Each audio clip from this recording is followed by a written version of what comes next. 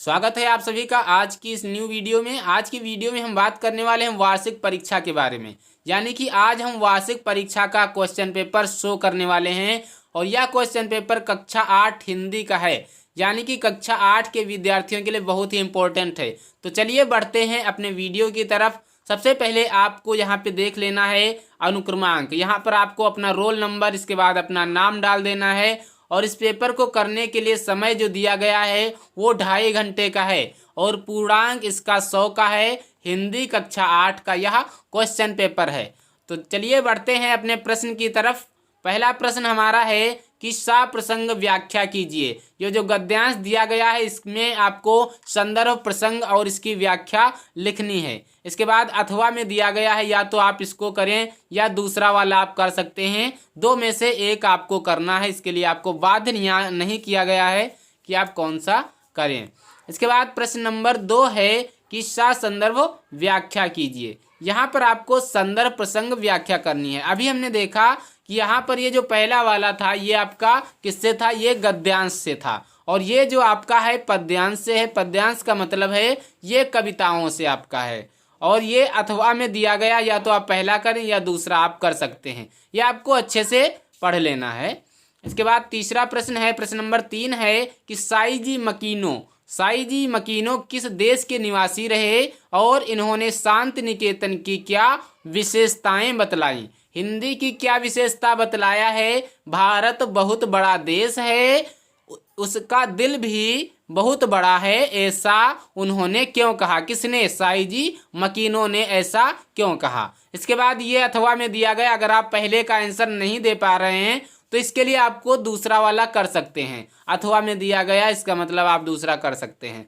और दूसरा वाला है कि संसार में दब्बू और रीढ़ रहित लोगों के लिए कोई स्थान नहीं है, ऐसा क्यों कहा गया है।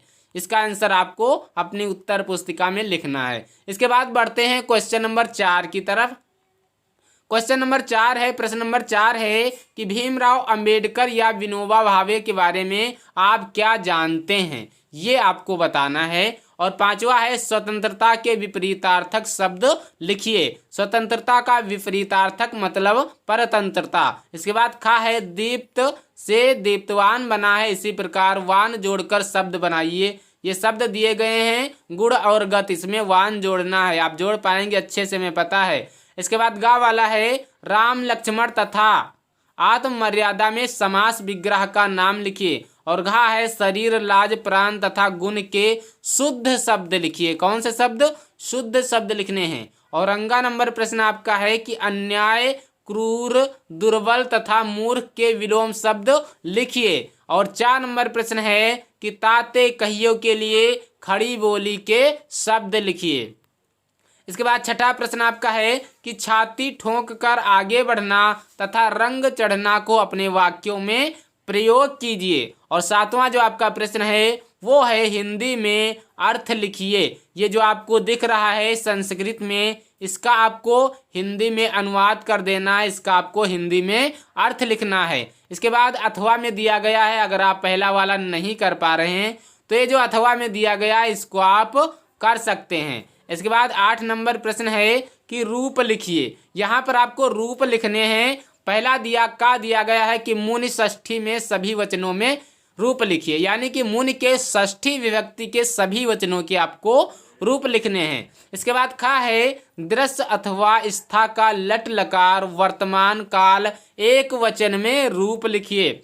और इसके बाद 9 नंबर ये आपका प्रश्न है किसी एक पर निबंध लिखिए 120 शब्दों में। यानी कि 120 शब्द होने चाहिए, इससे कम नहीं होने चाहिए।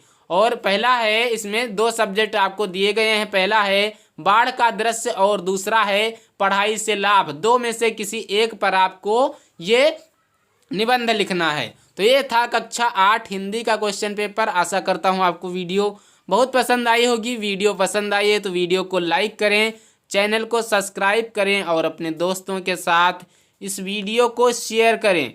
और अगर आपको किसी अन्य सब्जेक्ट का क्वेश्चन पेपर चाहिए तो आप हमें कमेंट बॉक्स में कमेंट अवश्य करें। हम आपको उस सब्जेक्ट का क्वेश्चन पेपर अवश्य प्रोवाइड कराएंगे। तो आज की वीडियो में इतना ही, मिलते हैं अगले वीडियो में। तब तक के लिए नमस्कार।